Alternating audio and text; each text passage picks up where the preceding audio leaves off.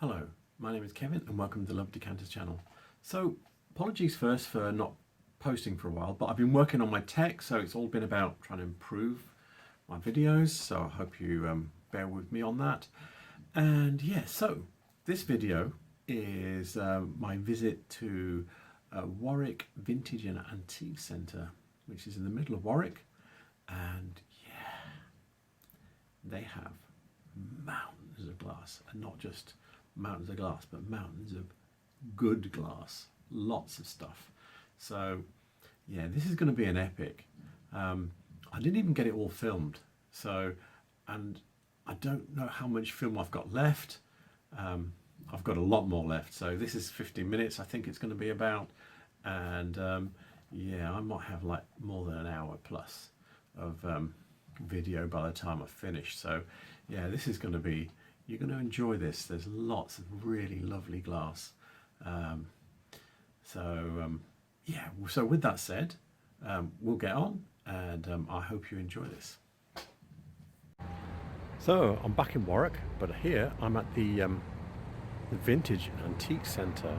So yeah, don't let that word vintage fool you, because this is a proper antique place. It's got some really, really great glass, and it's got mountains of glass. Yeah, so this is probably going to be two parts, maybe three parts, because there's so much glass in here. This is going to be a really good video. And it's right in the town centre, you can see, yeah.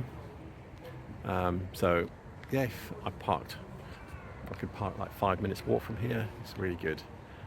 So yeah, this is going to be really good, epic even. Start looking in the window here. Really lovely Venetian little glass here.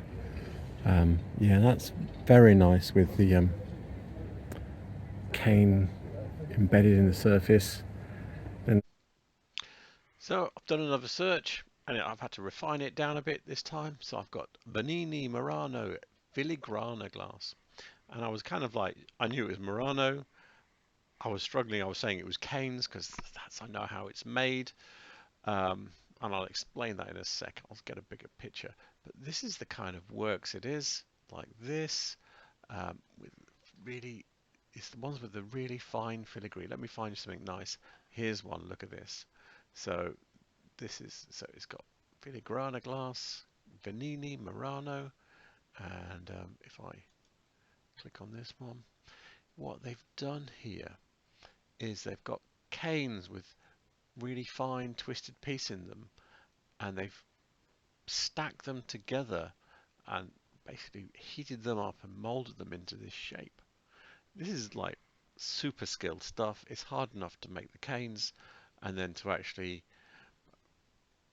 make them into like this little vase here, and press it out and reheat it and keep it looking kind of good. Yeah, really skilled stuff. So yeah, so this is why this is like top-notch hot glass work from Murano here. So yeah, I don't have many books for this stuff. I know that they were making it post-war, I think. So, but they were making it a long time before the war. In fact, the method is a very old method going back to the Renaissance period. So I don't know how old that glass is. It's probably, 50 to 100 years old or something like that. But anyway, that's what we were looking at with that lovely little glass that was there. A really top quality piece of Murano glass. So I thought I wasn't going to start off with just doing a quick Google. I thought, no, I've got to find a reference. So I found this. So this book is Glass, 20th Century Design by Frederick Cook. And yeah, so what he's saying, we've got something. Le Falsoletti by Paolo Vanini, 1954. Sheet of vetro affili. So, and yeah, you can see it's the same kind of, where you've got these canes of glass that have been made up differently and then heated and pressed together. made into a sheet and then made into this form. In this case, it's a kind of abstract bowl shape, and in that case, it was a nice little glass. But yeah, it shows you. At least I've got Bernini and 20th century, right? So it's Murano, but yeah, as I said, this stuff was made for Yonk, so I don't know exactly with that glass. Ooh, can I get my finger to come into the picture? Where is it? There. This is nice as well. That looks like a late Victorian piece. That'd be uranium glass. And then behind that is a lovely quilted jug at the back. And then I think this one here, this is Raw Braley studio glass from the 80s. So that's still quite nice. This book is called Victorian Decorative Glass by Cyril Manley. And yeah, he's got several examples of quilted satin work here. He's got, let's see. He says this one is Bohemian, but this one, and this one are all Thomas Webb. So yeah, and the date he's giving them is 1900. You're probably really talking, you know, several years each side of that. But yeah, that jug is made in this style. I think as a look, I think it's closest to these two. You know, the way the quilting looked in it. So yeah, I feel comfortable that it's probably is Thomas Webb. And in fact, all the other books that I've got that have got a little bit of this quilted satin in say it's Thomas Webb or probably Thomas Webb. So it most probably is Thomas Webb, that jug. And it was a lovely jug too. And then what else? This is nice as well, with the fade in the glass, a little vase. That looks like it's someone like Legrasse. So, I did a quick Google for Legrasse glass here, and you can see one of the early things that pops up is this vase here. You can see it's got some enameling on it, and it's got this fade from like a pink to clear. There's a different one with another fade from pink to clear. If I scroll down, a similar one, or it might even be the same one. Let me find something else. But they did this fade. Look, here's another one. Although this is fading from red to green, but with enameling. There will be more if I keep scrolling. I know there will be. But this was something that they did. Oh, that's not the same. That's opalite. Oh, look here. Look at this. This one's green to clear with enameling. So yeah, they did a lot of enameling. They did a lot of etched glass. But this sort of like blush effect. If I keep scrolling, look, here's one here. This is nice. Again with pink or red, maybe going to, but with look at the lovely enameling it's got on it. And this was a style that they did, and that's why I kind of like highlighted that as one of the potential makers of that. I haven't found one exactly like it, but there's another. That's the same one again. That seems to reappear a lot. As you work your way through the grass, I'm sure I'll see. Oh look, there's a purple one. So this one's purple to clear with enameling on it. So that shows that's the color they used. And obviously the purple was at the top, clear at the bottom. Yeah, so this is how you can use Google. If you think, oh, I think this is what it is, you can use Google to try and find. We've seen that one already. I'm using Bing actually, but it doesn't matter. But yeah, you see what I'm doing. And this is how I do things. I sort of like I have an idea in my head. I think it's this, and then I just do a quick Google to try and find it. So there we go. And yeah, this is all Art Nouveau stuff. So we're really talking circa 1900. Oh, that one's nice there. Look at that. Anyway, I'll stop it now. What else is here? Oh, look at these down here. Look at these goblets. These look like these ones here, these red ones. They look like they're Salviati. Can you see the little teardrops going up the sides of the bottom of the bowl? So I think that is, I'm fairly certain that's Salviati. This book is British Glass, 1800 to 1914 by Charles Hajdamach, and you can see here, this glass here is similar in that I think the foot is similar to those glasses, and it has these tiers that are running around. The bowl is roughly the same shape, but it doesn't have faceted sides. But yeah, these tiers are very distinctive of some of the Salviati stuff. And I have another glass that's mine. I'll show you on my website, which is closer, but in actual fact less of a match for the shape. I'm showing you the Love Decanters website here. I have a section for Salviati under the manufacturer section, and yeah, so this is the glass I'm showing you here, and the features of the glasses that we were looking at in the window had this foot like this with this rim on it, the ball stopper with this twist pattern on it, the teardrops, and I don't know how many sides that. It's not octagonal. Anyway, multi-sided rim like that. So yeah, the difference is this had a stem running down. There's had a stem running down here. The shape of the bowl was like the one that we were looking at in the Charles Hajdamach book. So yeah, so this is the glass that I have. That is probably, as far as features goes, is closer to those glasses because it has this rim and this knob and these teardrops. So there we go. Oh, and I can do this with it so you can have a better look at it.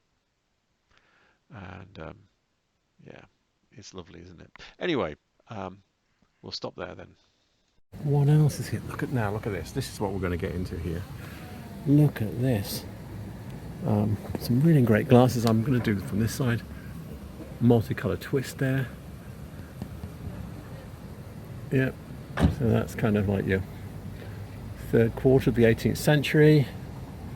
And you've got a couple of on the right here. I'm trying to locate my finger there. On the right here, you've got a couple of early 19th century glasses. This is nice, very Anglo-Irish little jug there. Yeah, and it's very difficult to tell from here, but you can see that the way the handle is put on means it's a pre-1870s, which makes it, yeah, I would be quite happy saying that's Anglo-Irish. Then you've got this little jug here. This is like mid-1800s. Yeah, that's lovely. And behind that you've got folded foot glass there. That is nice as well. Everything in here. This that looks very continental, this one here, this one on the end. So yeah, I'm a bit less clued up on that. But look at this cotton twist here with the knop in the middle of the stem and the trumpet bowl. The book I'm looking at here is The Decanter, Ancient to Modern by Andy McConnell. Yeah, and what was I thinking? You know, I was so distracted by all those glasses, I missed that decanter right in the middle, the Mel decanter, an amethyst one, just like this one here. What was I thinking? So yeah, a lovely decanter. It had a stopper in it, which was like, would be a cork one with a metal top on it. And that was quite a nice one, the way it was done. These are the kind of stoppers you get with it.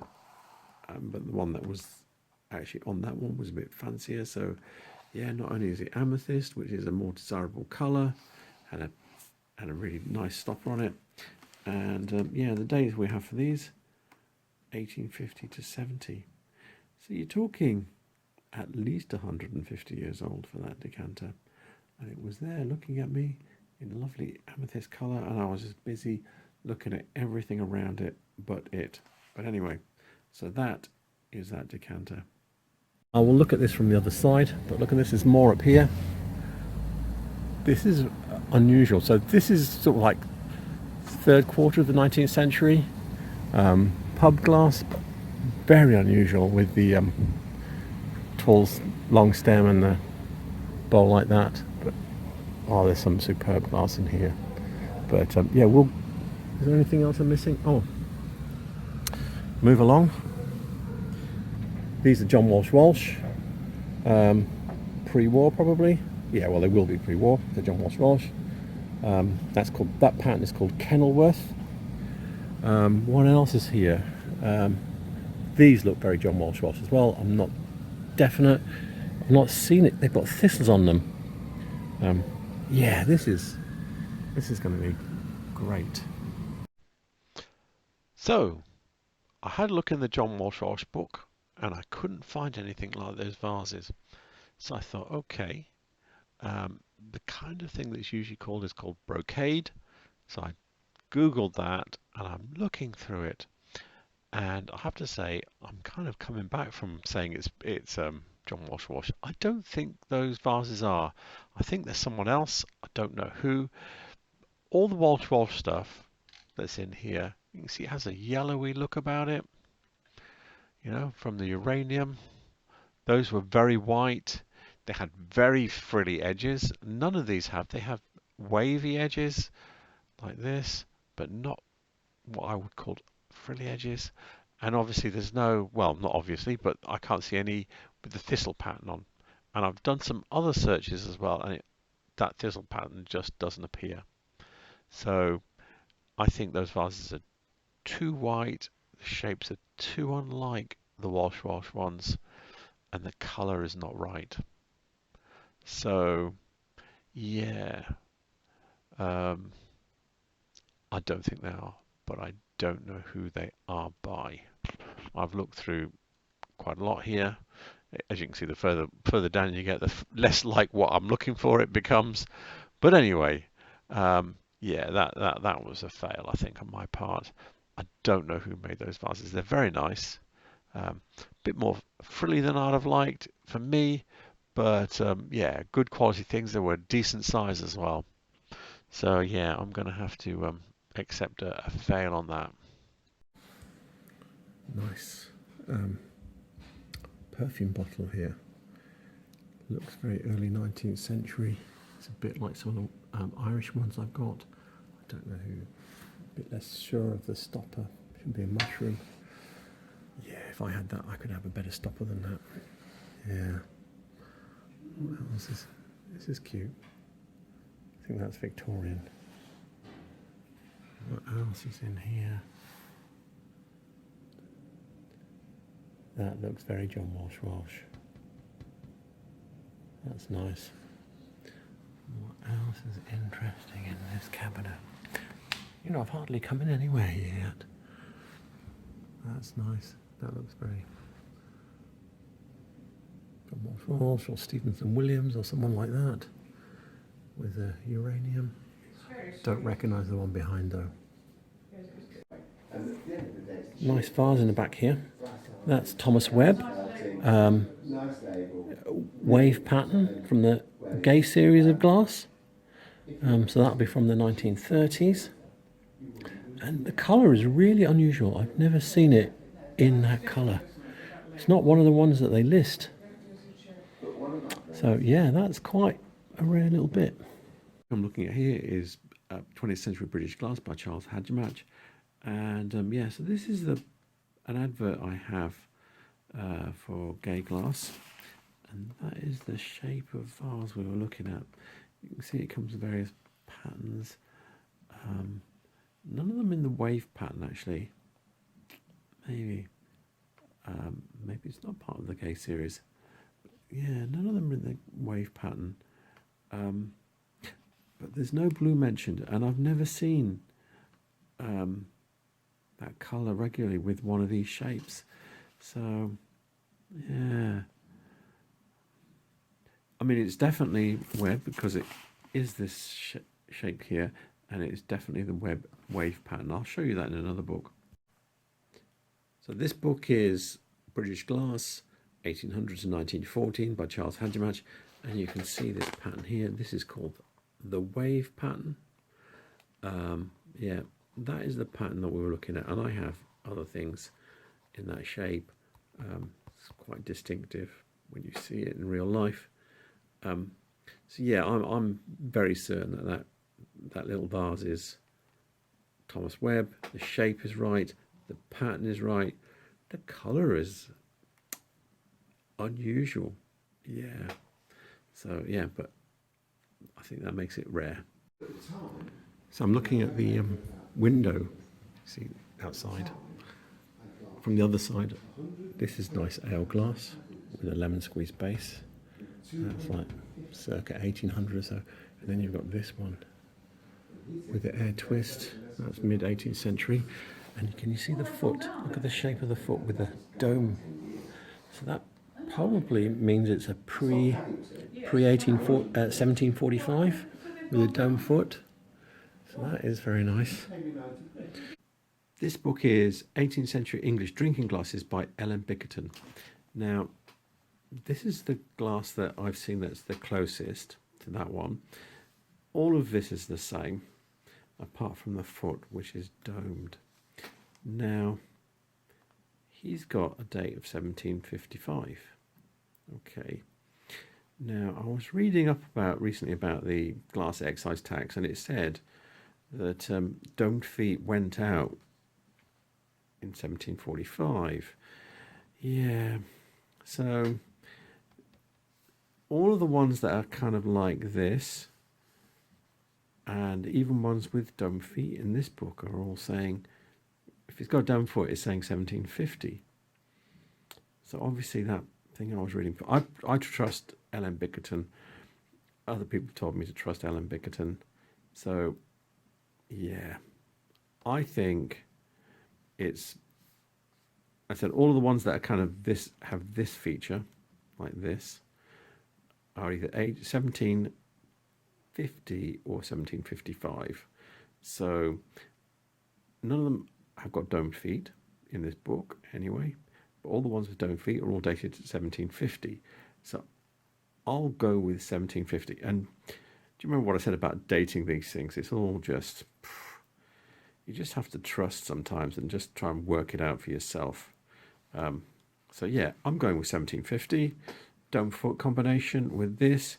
I think that pushes this back to the hard edge that's in this book of 1750 for all of these air twist or mercury twist, as they're sometimes called, stem glasses. So that's the date. I'm going to go with 1750. Then you've got a few of these little early 19th century ones. And you've got this mercury twist. That's nice as well. See with the dome foot. Yeah, this is a little bonnet glass there. That's mid 18th century as well. So that's nice. Back with 18th century English drinking glasses by Ellen Bickerton. And yeah, the bonnet glass that we were looking at there with the double OG bowl, little knob, is like this one here. This one has a petal foot, which is a little bit different, but yeah, it's close enough. They came with petal feet and without from this period, and you've got a date here of 1750. So yeah, that's a nice mid-century one. So nice little early 19th century Anglo-Irish glass. Yeah, this pattern, can you see, it's difficult to tell from the background. It's got like ribbons and swags and little dots. That's in one of the Irish glass books. The book I'm looking at here is Irish Glass by Phelps Warren, and if you look at this pattern here, it's very similar to the one that we were looking at on that glass, with this laurel here tied together by ribbons. It didn't have a star like this. I think it had 4 dots. But yeah, very similar. This is the only place where I've actually seen this design. This design, I haven't seen it in any of my English glass books. So, And the date he's giving these glasses is 1815. Now, the one that we were looking at there has a little knop in the middle and has a folded foot, which kind of, the folded foot implies it might be a bit earlier than these ones. So it might be a late 18th century one, or, you know, very early, you know, sort of like close to 1800.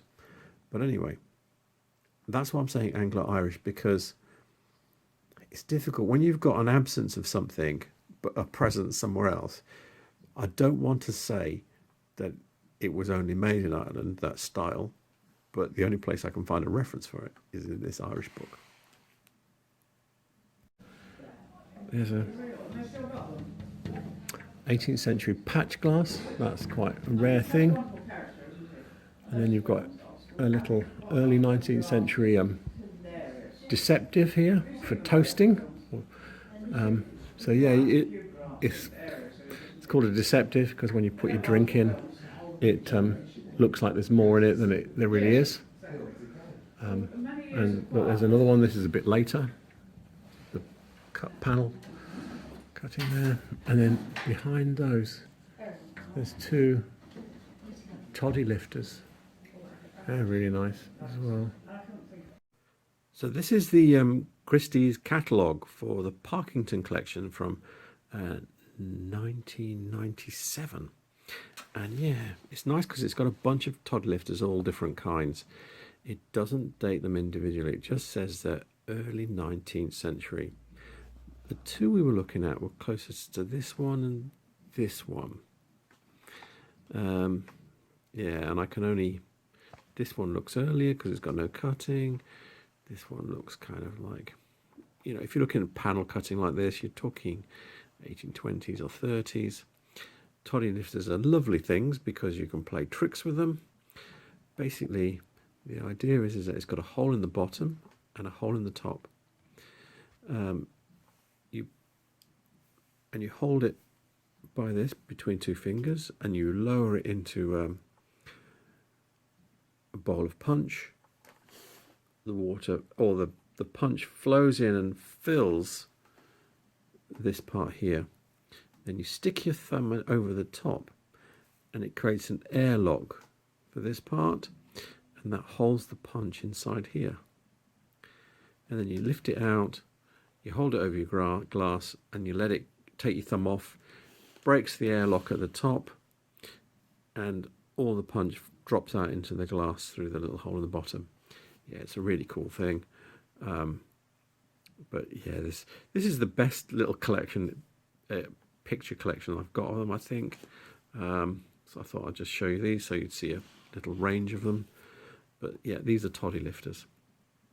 And they're usually mostly dated early 19th century.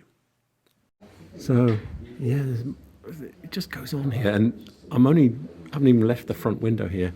This is nice. I think this might be an ale glass. It's difficult to tell whether it might be a champagne or an ale, just because it's a bit slim. And then behind that there are a couple of ales, or a twisted Rytham one, straight cut one. This one's a jelly glass with the moulded panels, and then you've got Victorian ale glass here with the cut printies on it. The little round circles are called printies. And then behind that, a little ribbed cream jug. So yeah, and then this is nice, mid 18th century glass here, and another one there, and then this one here. This is a early 19th century one. That looks a bit Anglo-Irish looking. This is the back with the Christie's Partington Collection Part 1 catalogue from 1997. Yeah, so in the middle of that shelf, which I completely ignored because it's like one of my weak spots, there was a little bowl with a blue rim and a blue edge on the foot. I don't know much about that wares. I don't own any of it myself, but there is a bit in here. Yeah, this catalogues dating these to about 1800. I wouldn't begin without getting it out and really handling it, because I don't own any. And when you own something, you can sit and look at it very carefully for a long time and get it in your head about what's right and what's wrong about it. But yeah, if it is right, it's about 1800. If it's not, I don't know. Yeah, I mean, stuff like that has even been coming out of Mexico as recycled glass, but usually the glass is a bit more bubbly and not in great quality. So I know other people were doing that kind of thing. I know it was also done in America too. But then obviously you're talking back in period again. But then in America they do a lot of reproductions of stuff. So yeah, it's very, that kind of thing is very fraught, because especially in America they do reproductions of things that we don't see over here. Look at these Millefiori perfume bottles. Yeah, they've got big prices on them, but they're super rare. I don't think I've actually seen any in my out and about videos yet. And there's 4, which makes them look common, but they are definitely not. I don't know who the maker is. They might be Whitefriars. I don't know, but I will try and find those. I'm looking at the whitefriarsglass.com website, and it's a 1978 catalogue we've got here with one of the perfume bottles. So this is 78. This perfume bottle reappears in the 1980 catalogue, so it's probably only, but I can't find it in any of the earlier catalogues, so it looks like it was only made for a couple of years towards the end. It says it's 5¼ inches high. Problem is that there were 2 sizes, but the 2 sizes that they had very similar looking canes in them, which implies that they're potentially from the same company. The canes look like this. Yeah, I've been looking in the books. Yeah, these are not colour, which doesn't help. So I will show you. So in one of the books that I'm not going to show you, there's a picture that it's completely side on like this, and the lip looks much wider on here. So it does show you that there's some variation in them anyway. But I will show you another book which has got some of the canes in, better pictures of the canes, and we can then try and make a decision. The book I'm looking at here is Paperweights from Great Britain, 1930 to 2000 by John Simmons. And yeah, so look at these ones here. These canes here, yeah, there's different colours. Apparently they did lots of different colour ranges. Look like those in the perfume bottles that we were looking at. So I'm kind of leaning towards them being Whitefriars ones. And he's also got prices. Yeah, these are from 20 years ago, and it's in dollars. But the prices he's got on all of the Whitefriars stuff is decent whacking amounts. So my feeling is the prices are probably good prices, that they would be right, because obviously I think this book is from around 2000 or so. So yeah, so we're talking prices here that are 20 years old. So there we go. I think they are Whitefriars, but I'm happy to have anybody object to that. Nice Whitefriars load ball here. Yeah, he's got it right. James Hogan, circa 1940. I'll be able to get a patent number, probably maybe an exact date for that one. This sapphire, blue sapphire colour. That's a rarer colour. Usually they're golden amber or sea green. This book is Whitefriars Glass, The Art James Powell and Sons by Leslie Jackson. And here is the bowl that we were looking at. Now, I was hoping to get an exact date. Yeah, 1940 to 46. It's not great. However, the pattern number is 9250, okay? And I looked through the 1940 catalogue, and the highest number I could find, and there may be higher ones, was 9152, which is only 98 patterns away. Now, the implication there is that actually this bowl was designed if not in 1940, not long afterwards.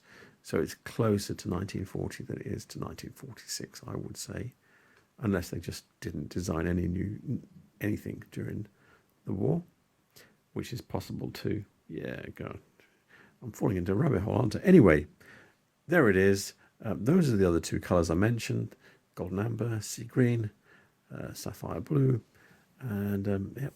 So there we go. Some nice little. These are interesting here in the back. So they're like the ones that you see in green or Cranberry, but these ones are amethyst. I can't see any prices for those. And this is nice, late 18th, 19th century jug, little water jug. This one looks very bohemian looking. I'm not certain. Mary Gregory, which is probably bohemian. This is nice little quality. Bohemian vase here, with cased it is, so it's probably 19th century, but very, very fine. I don't know if I can get close enough to show you better, but yeah, that's nice. Some nice glasses in here.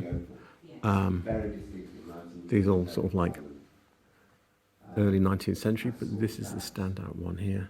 Look at where it's got an annulated knob, and it's got this collar at the base. Nice cutting, really unusual. I've not seen that before.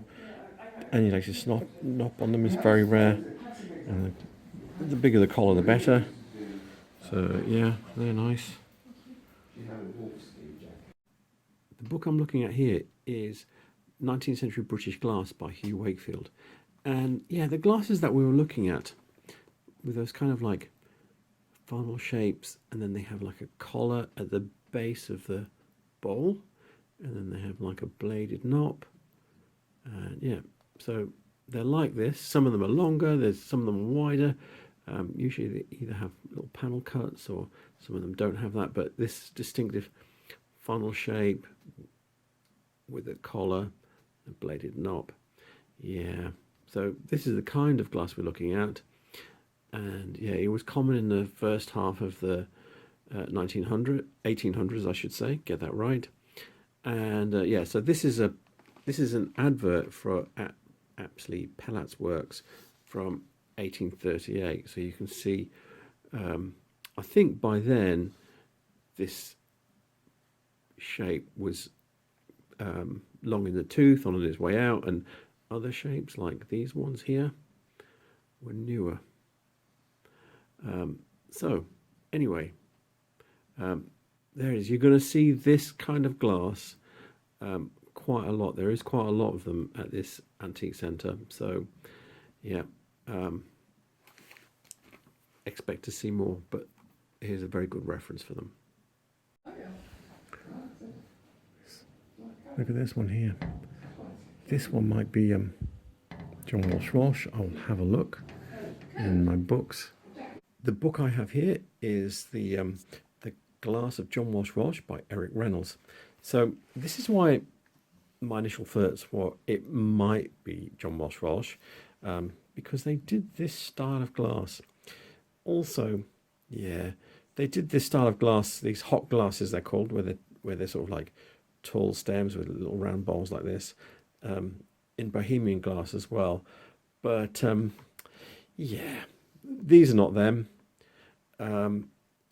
And yeah, the ones we were looking at, the glass that we're looking at is much finer than these. The problem with this book is, I'll show you, these are the pages where it's got the factory drawings. It's fantastic, it's got the factory drawings. The problem is that this is not a big book. It's got 4 pages to the page, so when you're trying to look at glasses, they're tiny. And also, there seems to be a real shortage of glasses in this book. So I think a lot of the pages with the glasses are not here because they're just so small. Anyway, so yeah, I've been through all of these pages as well, and I've not found those glasses. So I suspect they're not John Walsh. That glass is a bit fine. It might be Stevens and Williams. It doesn't look like a Bohemian one. The cutting style is more of an English cutting style. So yeah, I'm back in no man's land. It's probably late Victorian, turn of the century kind of thing. But yeah, I think I'm going to have to be a bit more selective about what I pick to point out in here. Back looking in Decorative Victorian Glass by Cyril Manley, because I was looking in here earlier, and yeah, so I was looking at these satin ware here, and this was right here. And when I was looking at the video, yeah, I suddenly spotted I thought I need to come back to this book, because the way this foot is crimped and done is exactly the same as those two white and yellow vases with the frilly edge. Now, this is satinware. They were not. They were white and yellow cased glass with a ruffle ring around the neck, around the body, I mean. But yeah, I think because of this is vaguely the same shape, but because the foot, because I've seen others there's another one, a different one in this book, but the way this foot is crimped is exactly the same, and the other one is not, and other things are not made that way either. So I think, and he's listed this as Thomas Webb, circa 1900. I think those two vases are Thomas Webb, just because it looks like the foot is pressed out of the same mould as this one.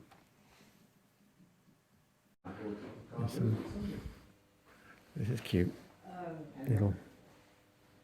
I think that's the early 19th century one. I might be wrong. No, it's not. It's later. Because look underneath it. It should be a massive crazing, and it's not. What else? Some nice uranium glasses. You'll never find out who made those.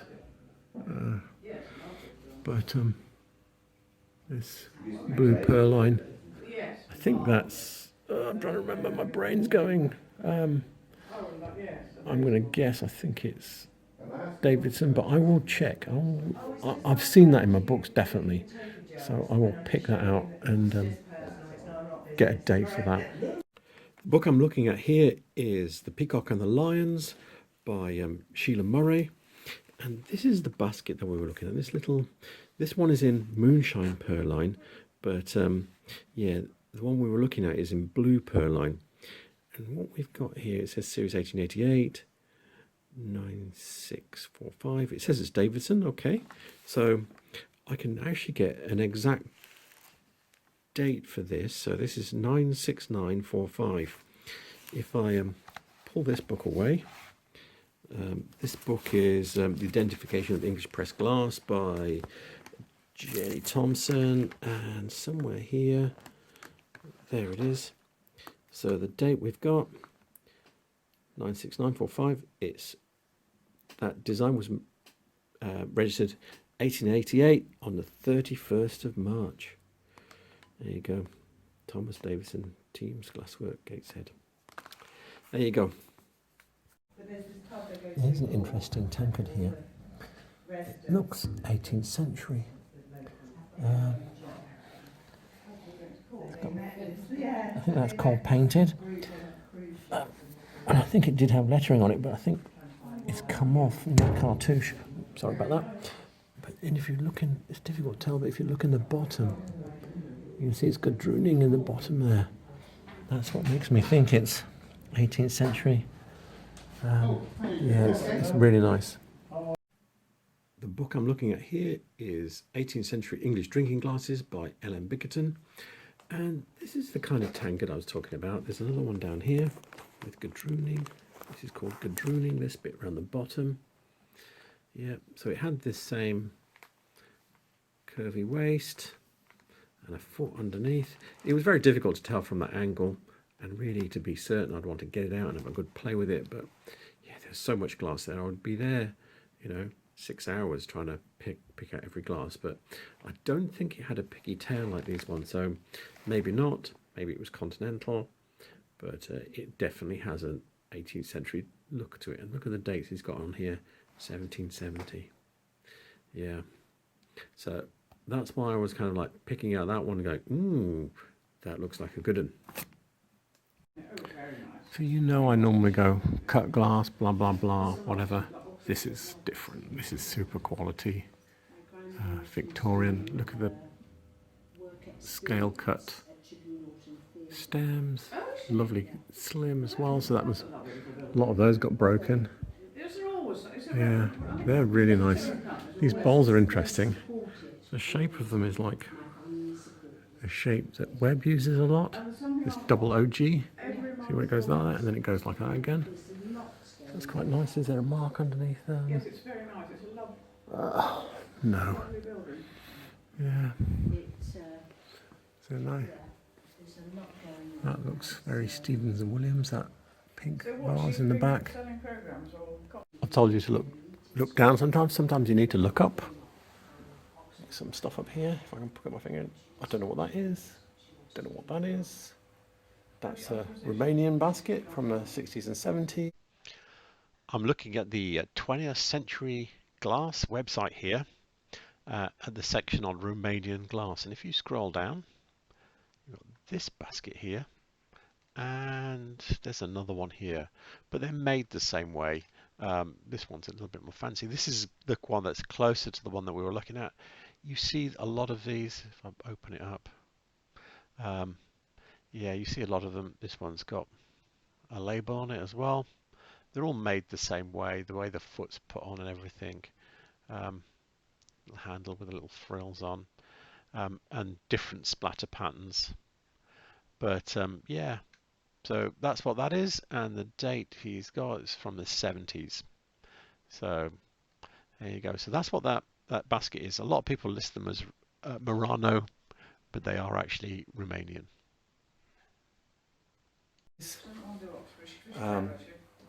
Yeah, that's Chinese.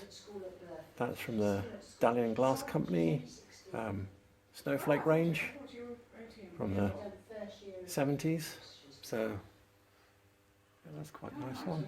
Nice. It's quite big compared to them, how they are usually. So I'm looking at the Mark Hill. It's called Mark Hill Publishing, but this is his blog, and he's done a blog on those Dalian glassware vases. He found one with a label. Here it is, made in China, snowflakes, like this. But there's lots of different sites. He's telling you here is Dalian Glass Co. Tells you quite a bit about it. And then as you scroll down, he's got a few examples here. The one we were looking at is closest to this one. Yeah, I've seen one with a label on as well, but yeah, I should do what he did and take a picture of it. Anyway, next time I see one. Anyway, one thing you can tell is that they always have a clear base like this, and also if you look underneath, it's got a broken pontil as well, so they don't polish out the pontil on these ones. So so that's what we were looking at on that top shelf, although that one was actually quite tall for those. Yeah, I don't know. This is with its ice catcher lip. Stop the ice cubes from dropping out. So there you go. And I'm nowhere near finished. Nowhere near. So as an antique centre, it's like kind of up one side and down the other way, and only halfway up one side at this point. So I didn't get all the way down the other side because my wife showed up and said, I need to go to lunch. So yeah, so I'm going to have to go back and finish filming the bit I haven't done. But even then, there's loads more to come. So you're going to really enjoy this. So with that said, the description, all the details on Warwick Vintage and Antique Centre will be in the description below, and all the references that I've used will be in the description below as well. And please remember to like and subscribe to help promote this channel on YouTube. Remember that. And yeah, have a good evening. Thank you very much for watching.